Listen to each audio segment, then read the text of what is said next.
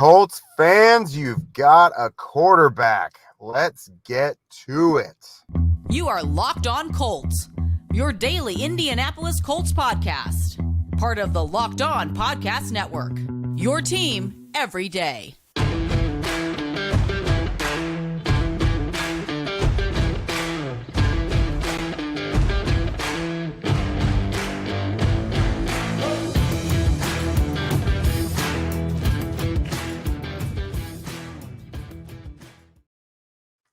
Hello. Thanks for tuning in and making us probably your last listen of the day, honestly. It's 10:30 at night.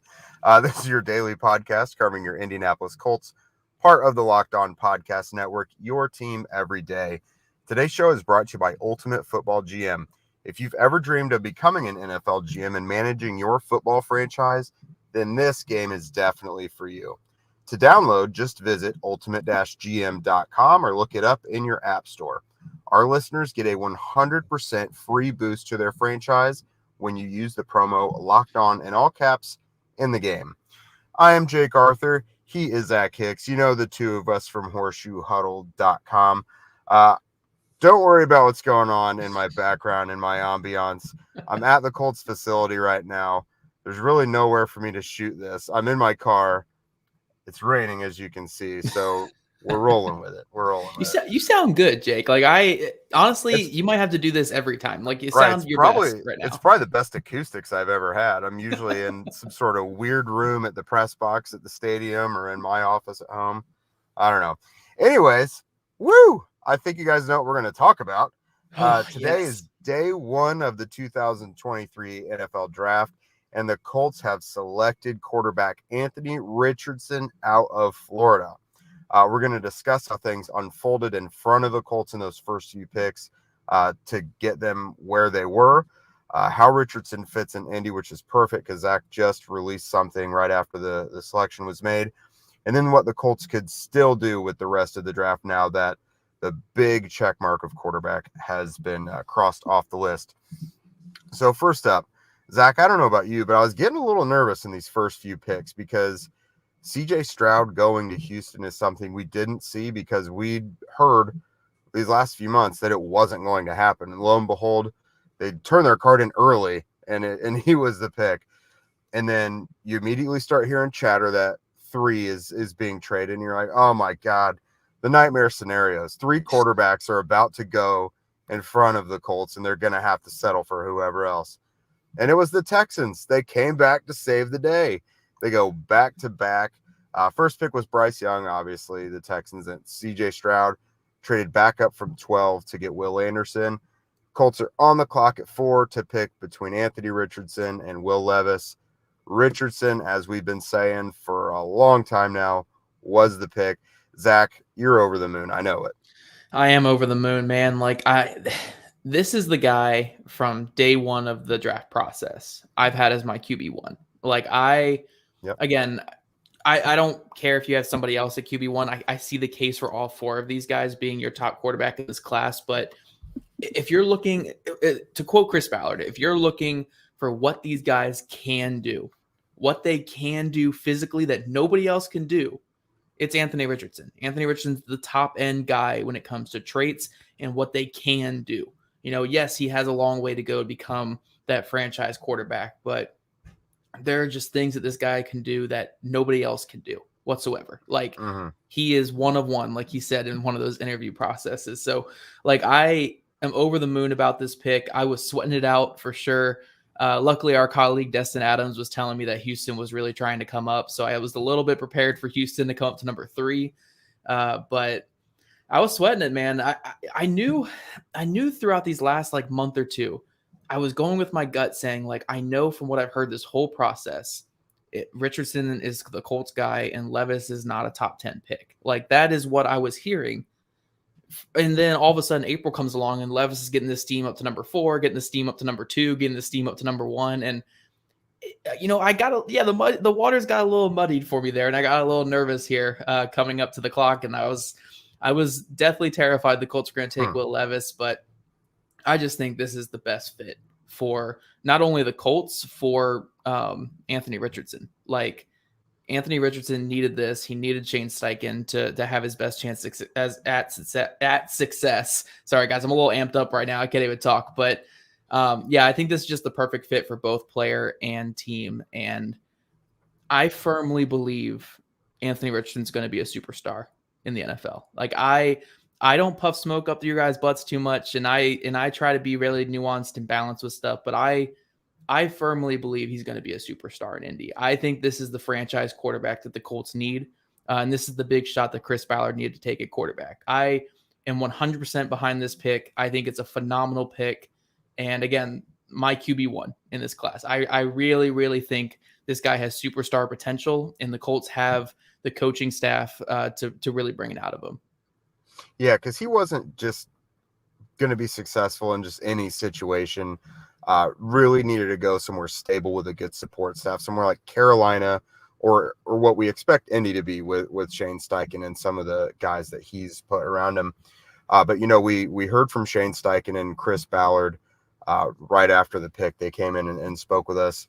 And Ballard kind of confirmed a lot of things that we had suspected or heard all along. Now, he was kind of blowing some smoke the other day, like he said he was. He was dancing, Yeah. He intimated that they weren't necessarily targeting anyone, that they were open to whoever, but he essentially said that they were getting a little nervous there in the top 3. They'd been targeting Richardson, and especially at 3 when it looked like that pick was going to get moved, they were getting kind of antsy. So they're really excited to get him. Steichen, he's a little more stoic than Chris is.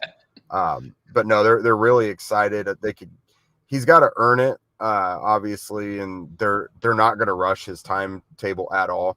But now they can also take the next step in installing this offense, now that they know the kind of quarterback that they're going to be building it for long term. So that is really good. But yeah, this all around, it's a good day for Colts fans, good day for Locked On Colts. Great day for us, man. I mean, look, you guys can go back on a lot of our old videos. I mean, I did a couple of solo ones where it was just me talking Anthony Richardson, like just talking Anthony Richardson on here. We tried to be balanced. We tried to have really candid conversations about each of these top 4 guys, but you guys could tell from our channel here, we were all in on Anthony Richardson. We were pretty all in. I was definitely leading the charge on that, but here at Locked On Colts, here at horseshoehuddle.com, we were very, very much in on Anthony Richardson. And, this isn't us just being excited because the Colts took him and we're going to be excited about whoever the Colts took. Like, this is who at least I really, really wanted. Like, from day one, this is who I wanted. And I am 100% ready to get behind Anthony Richardson and everything that's going to come forward here with him as the Colts franchise quarterback. Yeah, I admittedly, CJ Stroud was going to be my choice if all choices were on the board. He went number 2. I started to sweat a little bit then because, again, you hear number 3 might be moving, and you're like, is someone going to come up for Richardson right now? And then the Colts are just stuck with whatever they get. And, of course, they had a target, and most importantly, they didn't have to move to go get him. So they still have that pick at 35. They still have that 3rd round pick. They get their guy, and they didn't have to give up anything to do it. So that, to me, is a slam dunk. Next, we're going to look into how Richardson specifically fits with head coach Shane Steichen and the Colts offense. But first, a word from our friends over at Ultimate Football GM.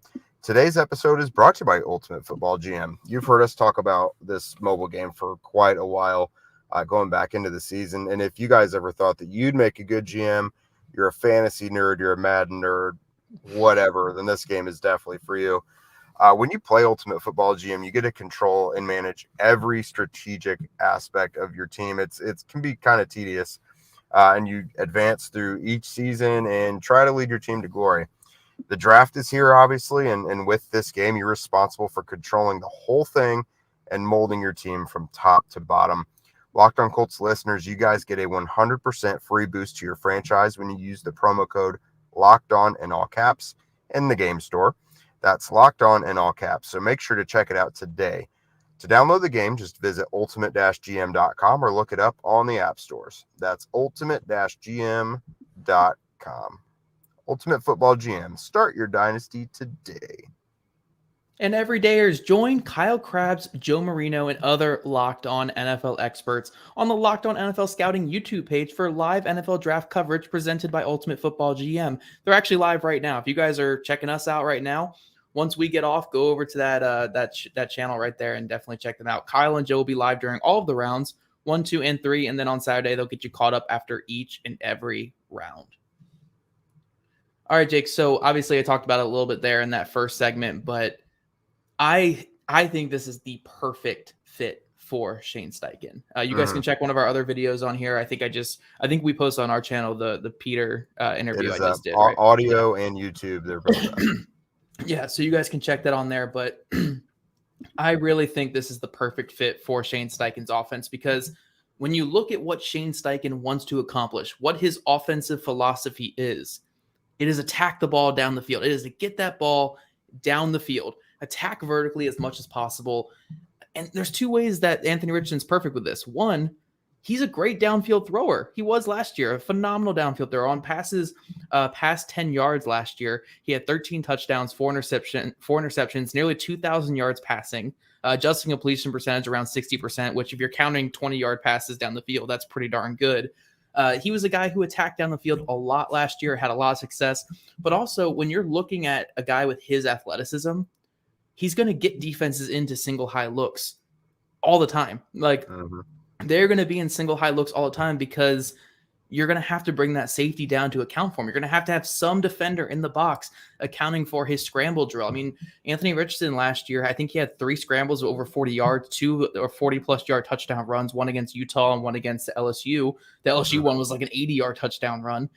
He's going to dictate coverage because of his rushing ability. And when you have to dictate coverage because of that ability, you're going to have more vertical shots down the field. We saw it with Jalen Hurts last year in Philly. We're going to see it with Anthony Richardson here in Indy. So I really think, again, Shane Steichen, I bet from day one, was saying, this is my quarterback because I know how to work with this. And one thing I put out there not too long ago, and Jake, I'll let you talk after I say this. When Shane Steichen got a taste of what he wants in the NFL. He wants a guy who can dictate coverage and get those explosive passes and get the ball down the field. He got a taste of his perfect offense with Jalen Hurts last year. There was no way that he was going to go away from that and go to a pocket passer or go to someone who can't run. So getting Anthony Richardson with him, man, I really think, Mina Kimes said it best on Twitter, like, this is the perfect combination in this draft. I could listen to you explain his fit with the Colts all day. You know, I checked out that clip with you and Peter before this, and then again, like I mentioned at the top of the show, guys, Zach put out something right after the selection specifically about how Richardson fits in with Shane Steichen. So go over to after this, finish talking to us first, but after this, go over to horseshoehuddle.com and check that out. No, I think it's awesome. It also makes me think of the current Colts personnel, not just the coaches. So I imagine the RPO game with Richardson and Jonathan Taylor just going bonkers. Like, yeah. It's not even the RPO game. It's the read option game too. Like, yeah, it's just, oh man, just the multiplicity of things they could do in this run game essentially now.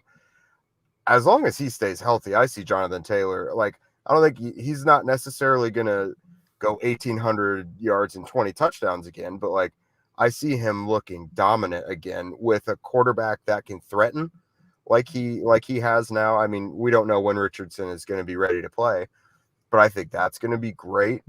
You talked about how coverages have to shrivel up to fill up the box. Guess who is an awesome contested catch receiver downfield? Alec Pierce. Guess who else? Jelani Woods.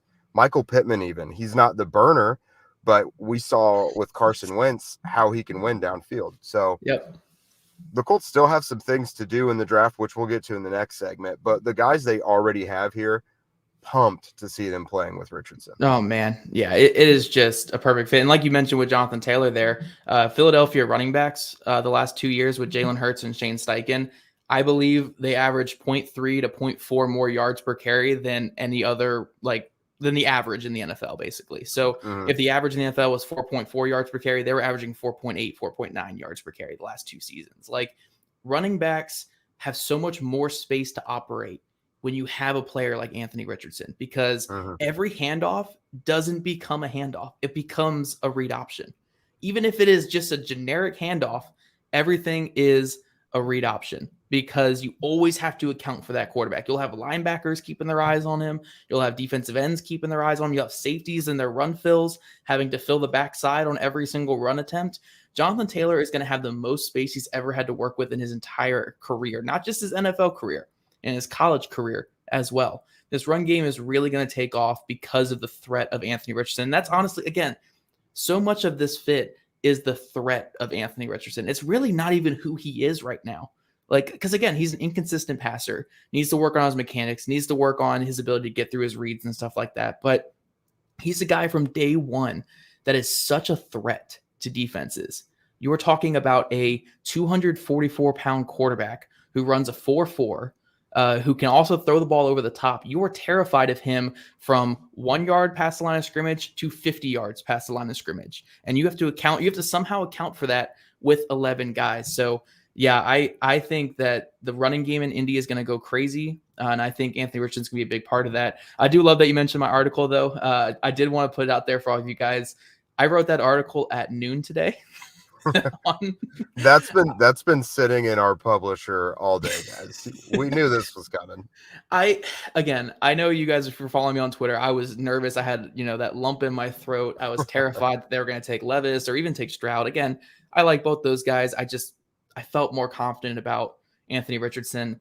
But yeah, I wrote it up on Richardson. I was going to write one on Stroud and write one on Levis, but maybe it's laziness, but I just felt more confident about Anthony Richardson. And I didn't want to post the clips onto my burner account, because then I knew people would have kind of got the sense of where I was going. So I posted them the second the pick was in, threw the article up, and yeah, I'm glad you guys were liking that there. But yeah, I'm just over the moon about this pick, and I really, really think again, I think this is superstar potential. Like I really, really think this is superstar potential in Indy. Yeah, sky's certainly the limit. And one more thing I wanted to touch on about his fit with Indy. So let's say that they don't want to start him right away. Week 1, Gardner Minshew is the starter. I do imagine they'll still have a package of plays ready for him, whether it's short yardage and goal line stuff, wildcat, I don't know, whatever. They'll probably find a way to get Richardson on the field, even if he's not the starter.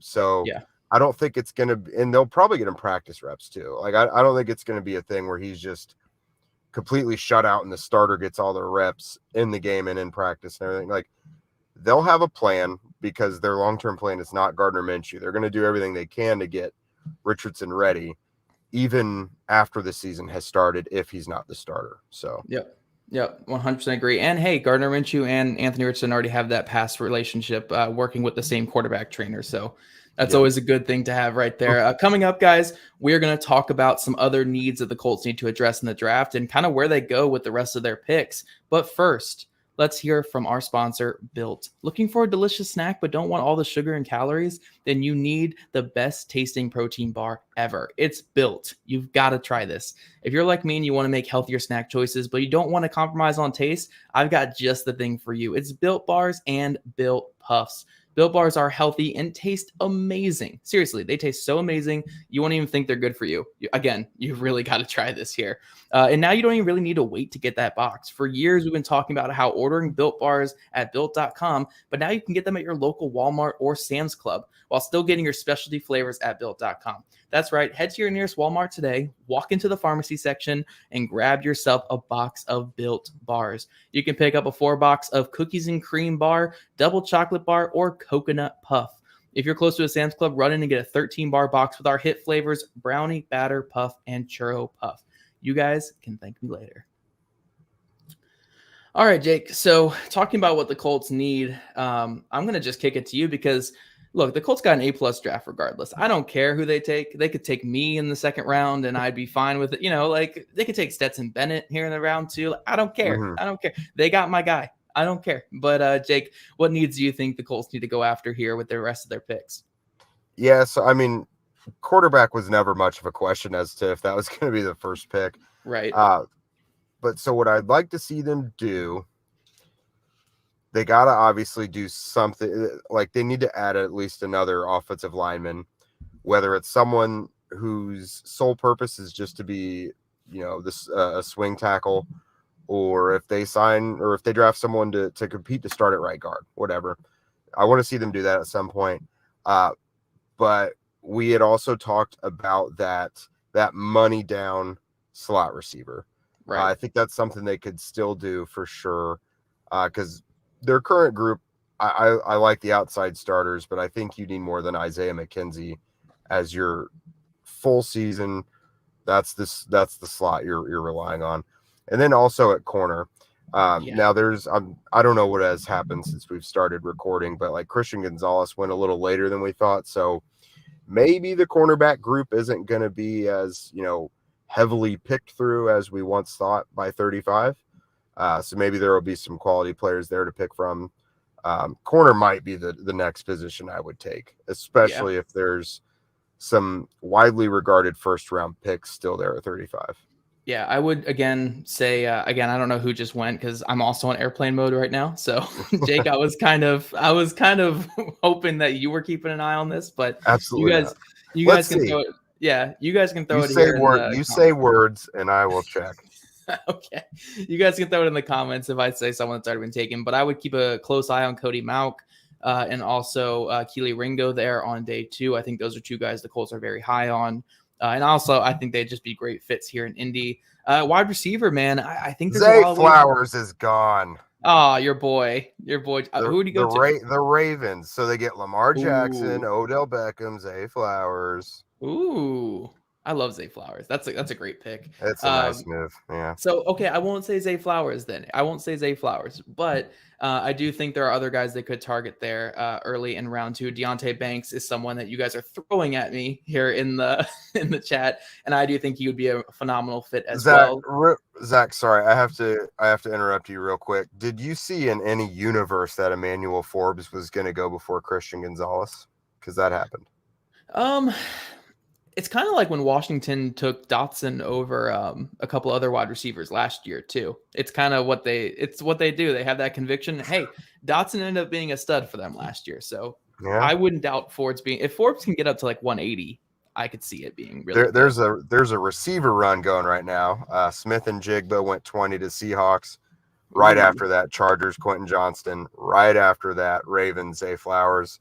I think, that's it so far. Addison's going to go here probably in the 20s as well. I would actually like to see the Colts trade up for Addison, but if the not, Vikings are on the clock right now. Yeah, if not, whatever. I don't think they'll trade up. But anyway, early round 2, I think corner, obviously right guard, obviously Osiris Torrance if he's still on the clock, still available. That's a really good option to give Anthony Richardson some more familiarity there on the offensive line.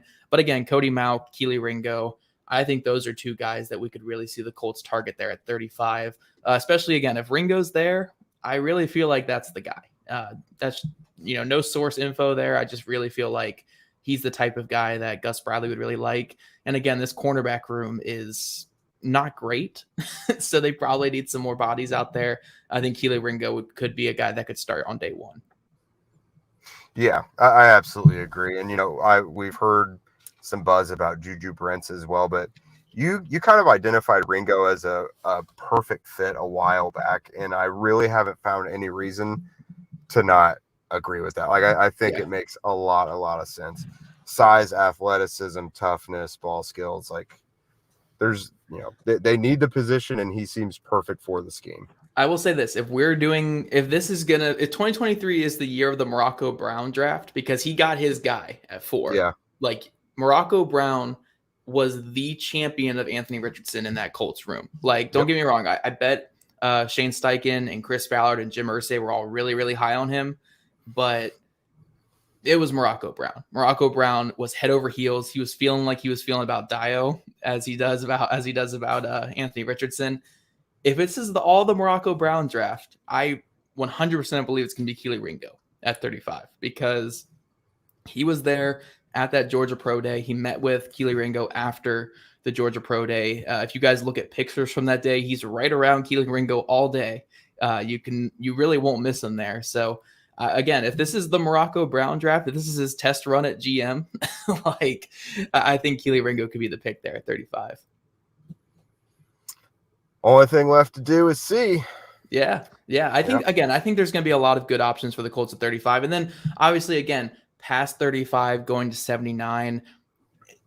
When I say this, I want to say this real quick. Best player available does not exist. There's no such thing as best player available. It's best player available within our needs and within what makes sense, because then you would just be taking running backs or whatever every single round if you're taking best player available. But I will say at 79, the Colts can go in so many different directions. They could draft whatever they don't take out of guard and center, or guard and cornerback at 35, take the other one at 79. They could go wide receiver. They could go linebacker. I think linebacker is definitely in play there at number 79. They could go tight end.